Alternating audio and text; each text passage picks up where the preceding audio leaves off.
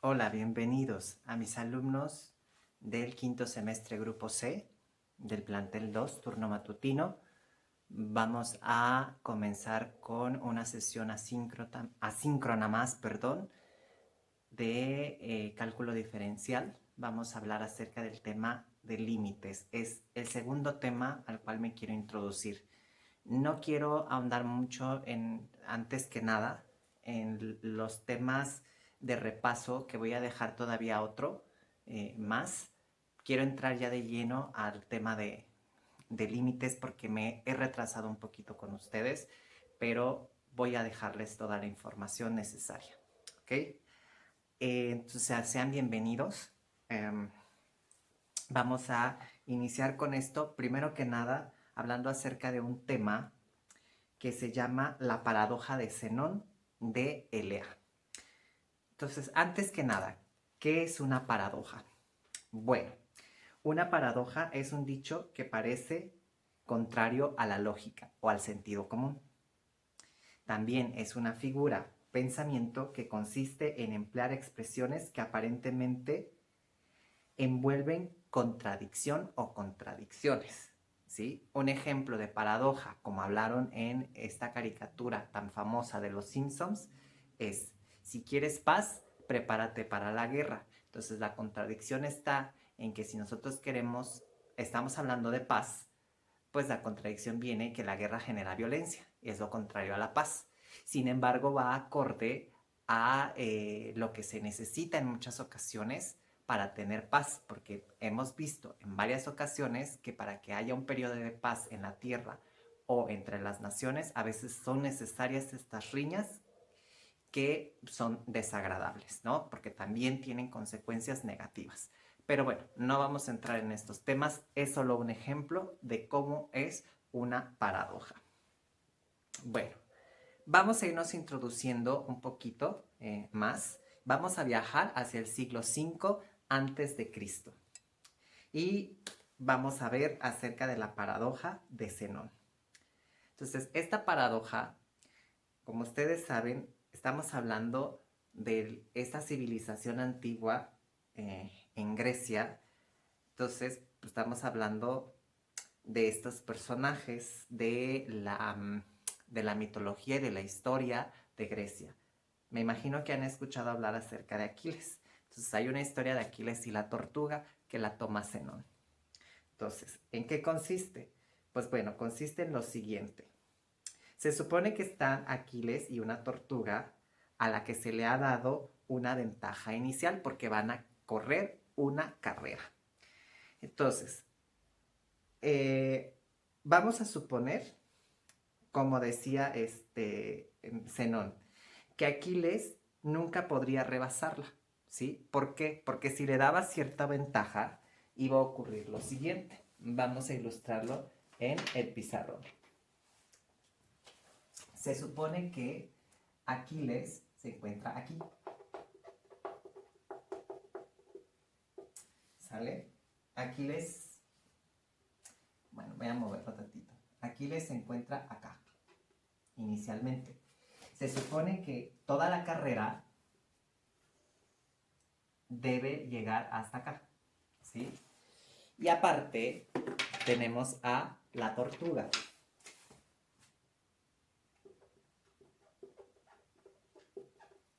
Entonces, la tortuga tiene una cierta ventaja,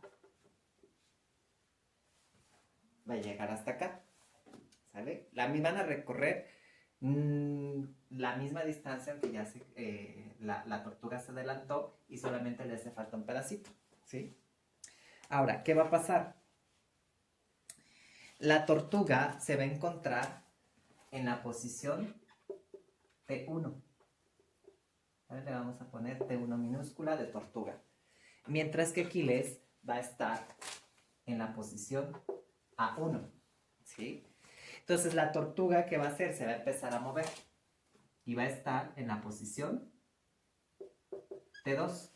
Cuando la tortuga llega a la posición T2, se supone que Aquiles habrá llegado probablemente a donde se encontraba originalmente la tortuga, ¿no? Al revés, Cuando Aquiles llegue a la posición en la que se encontraba originalmente la tortuga, se supone que la tortuga va a estar un poco más adelante, ¿sí? Entonces, cuando Aquiles quiera llegar a este punto, T2, que va a ser en realidad el punto A3 para él, la tortuga estará un poco más adelante, ¿sí?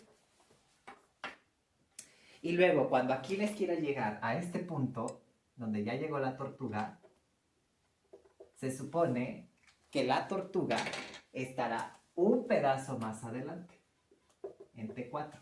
Y así sucesivamente, esto se va a volver de una manera repetitiva, ¿sí? Entonces se supone que la tortuga siempre va a estar adelante de él, ¿sí? Aunque esto contradice el sentido común, por eso se les conoce como paradojas, ¿sí? Pero bueno, matemáticamente, una manera de explicar esta paradoja es a través de lo que en matemáticas se conoce como sucesión, ¿sí? Entonces, la idea de una sucesión, bueno, las posiciones sucesivas que va a tener Aquiles se supone que son en conjunto los puntos A1, A2, A3 y A4, ¿no? Entonces vamos a irlos anotando por acá. A1, A2, A3, A4 y van a haber otros más, ¿sale? Y el de la tortuga, pues van a ser T1, T2, T3 y T4.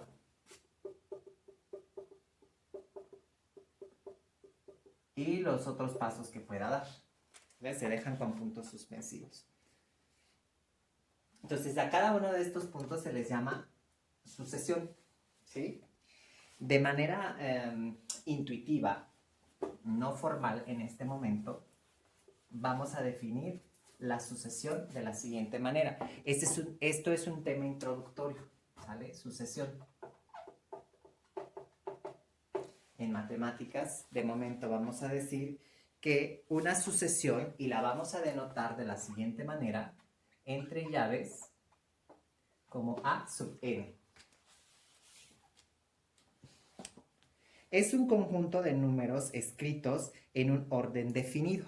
Por ejemplo, vamos a ver la sucesión A sub n, que va a ser la siguiente: 1, un medio, un cuarto, un octavo, un 16avo y así sucesivamente. ¿Sale? También puede haber una sucesión a n que sea 1, un medio, un tercio, un cuarto, un quinto, etc. Entonces podemos ver que efectivamente tienen un orden que está definido, ¿sale? Y se puede escribir dada alguna fórmula. Pensemos en la segunda sucesión. El enésimo término va a tener la siguiente forma, que es 1 entre n, ¿sale? La posición enésima me va a determinar el número. La primera posición, cuando n es igual a 1, pues me va a generar 1 entre 1, que es igual a 1. Cuando n sea igual a 1. Cuando n sea igual a 2, el segundo término, entonces voy a tener 1 sobre 2 y esto me va a dar el medio. Y así sucesivamente. Entonces, el término enésimo va a ser 1 sobre n. ¿Ok? Bueno. Y en general, pues podemos visualizar esta sucesión situando sus términos en una recta numérica o trazando su gráfica, ya sea como ustedes quieran hacerlo, ¿sí? Observa también que los términos de la sucesión que acabo de poner, donde el término enésimo es 1 sobre n, se aproxima cada vez más a 0 cuando el número n aumenta, ¿sí? Lo que comúnmente en matemáticas se dice, cuando tú divides una cantidad en un número muy grande, te resulta un número pequeño. O cuando divides un número pequeño entre Cuando divides un número entre un número pequeño, te va a dar una cantidad muy grande, ¿sale? Entonces, si nosotros hacemos a n lo suficientemente grande, decimos entonces que el límite de la sucesión es lo siguiente. Vamos a introducir un concepto llamado límite. Y queda establecido de la siguiente manera. Cuando n es lo suficientemente grande, vamos a entender este término grande como infinito, ¿sale? No sé qué tan grande, entonces es infinito. Recuerden que la notación de infinito es esta, un 8 volteado, o pueden ponerlo de esta manera, ¿sí? Entonces vamos a introducir un concepto intuitivo llamado límite, que se expresa de la siguiente manera.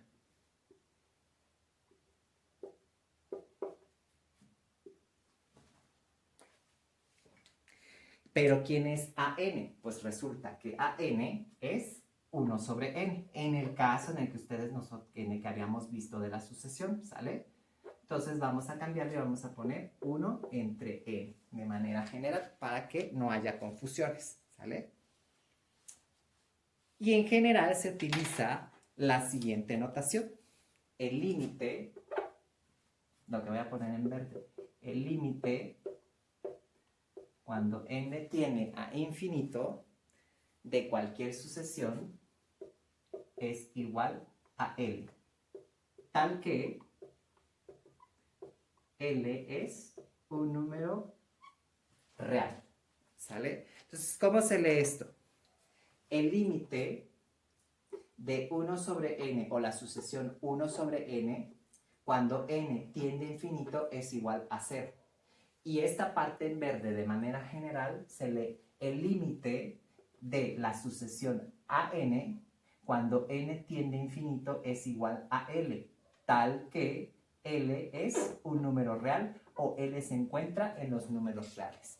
Es muy importante para esta clase en particular que ustedes tomen nota. Ustedes van a estar haciendo sus propios apuntes a partir de la información que yo les entregue. Tienen la ventaja de que tienen estos videos porque yo utilizo mucha notación matemática. Tengo un tipo de formación en la cual la forma en la que escribo las matemáticas es a través de simbologías. Y es muy importante que ustedes vayan sabiendo qué significan esas simbologías para que vayan entendiendo lo que yo voy a ir escribiendo a la par en la que voy hablando. Entonces presten mucha atención a esa simbología matemática. Se las voy a explicar nuevamente. Esta flecha lo que me indica, lo que me está diciendo, lo que me traduce literalmente al español es un n tiende a, o cuando n se acerca a infinito, ¿sí? Tiene otra manera de poder leerse. El límite cuando n tiende a infinito de 1 sobre n es igual a 0. Y de igual manera aquí, el límite cuando n tiende a infinito de a sub n es igual a L. Otra manera de poder leerse. El término t.q no quiere decir te quiero, quiere decir en matemáticas tal que, ¿sale? Este símbolo que ustedes ven aquí es una letra griega épsilon y en matemáticas, sobre todo en la notación de conjunto, significa pertenece, ¿sí? O se encuentra en. Y esta es la simbología de todos los números que nosotros utilizamos que se conocen como números reales. Entonces, hasta el momento, estos son los conceptos que ustedes pueden reconocer, ¿vale? Entonces, voy a cortarlo hasta acá y voy a poner otro ejemplo para que no se sature mucho la información y el video no les parezca muy largo. Así que nos vemos en el siguiente video.